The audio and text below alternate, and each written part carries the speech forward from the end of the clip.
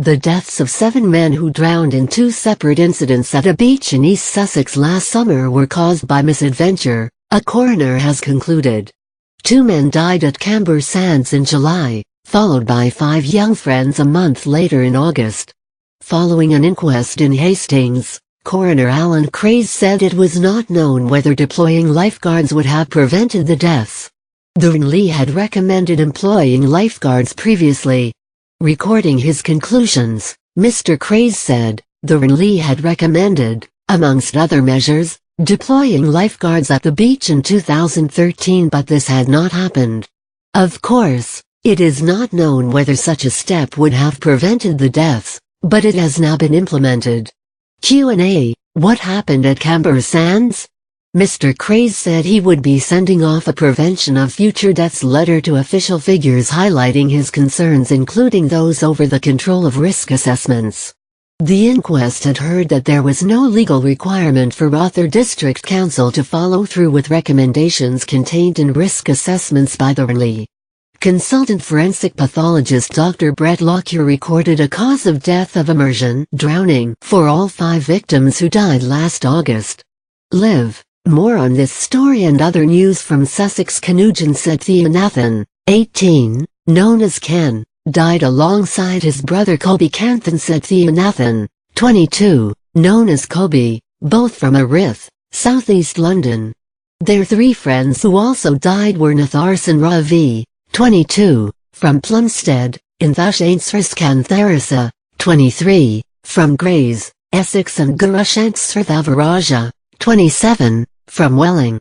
2 other people had also died there a month earlier.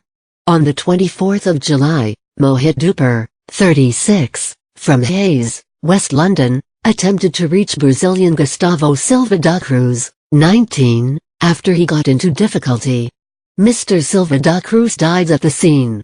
Mr. Duper died in hospital 4 days later. The inquest heard the 5 men were all fit, healthy and competent swimmers, but were unaware of hidden dangers. Oceanographer Dr. Simon Boxall believed they got into trouble after heading out to a sandbar to play ball a significant distance out at sea, and then got into trouble amid a fast, incoming tide as they tried to head back to shore.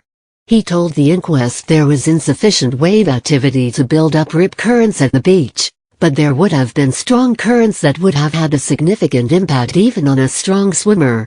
9 deaths occurred at Camber in the 4 years from 2012, including the 7 last summer. There were no lifeguards on the beach prior to the 7 deaths. Instead, the area was manned by beach patrol staff, whose tasks included reuniting lost children with their parents and dealing with lost property. The inquest was told that in 2013 the Lee had offered to deploy lifeguards following a risk assessment after the death of Tanzila Jmal, 31, a year earlier, and a number of near misses. Beachgoer Thadjayani Seeger drowned at Camber in 2015.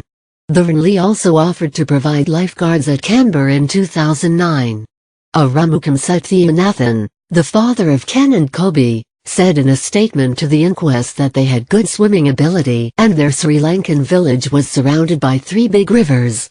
He said his son swam in Sri Lanka almost every weekend before they came to the UK in July 2008. As a family, we went to the beaches in the UK nearly every summer and the boys went without us sometimes, he said. Speaking after the verdicts, the families of the 5 friends said if there had been lifeguards on duty they would have been alive today.